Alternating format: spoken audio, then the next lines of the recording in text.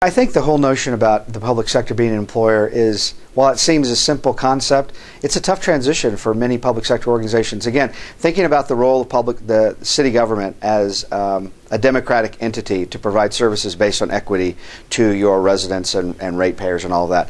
That's the premise behind the delivery of public services. But in building the capacity around the organization in regards to bringing in talent, retaining talent, leveraging capabilities of people, that's where you really have to understand that you truly are an employer. And when you realize that recognition, it's a real epiphany in how you go about recruiting and retaining and developing that talent. Where you can really optimize what business you're in, because public service is a business, I don't think many cities leverage their strengths and how to go about and recruit and retain and develop those people that really want to have an impact.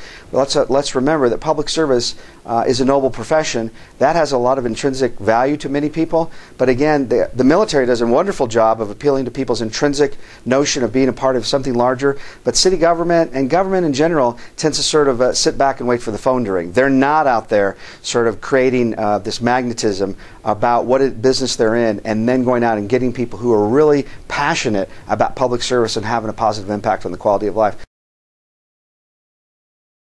Cities today do not have the luxury for people to wait 8, 10, 12 years, pay their dues, wait their turn, because of the departure of so many seasoned people are creating opportunities. You're really having to accelerate the development of those younger people.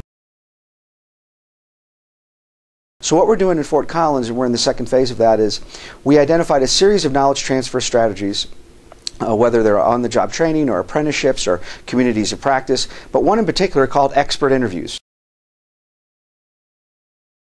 And I realize some people don't think there's a highlight reel to their job, but there is. So what we did was we tried to capture their relationships, their partnerships, the reports they generate, information they access, what computer files do they even deal with, what vendors do they rely on, all of that very contextual knowledge about the Fort Collins way of doing business.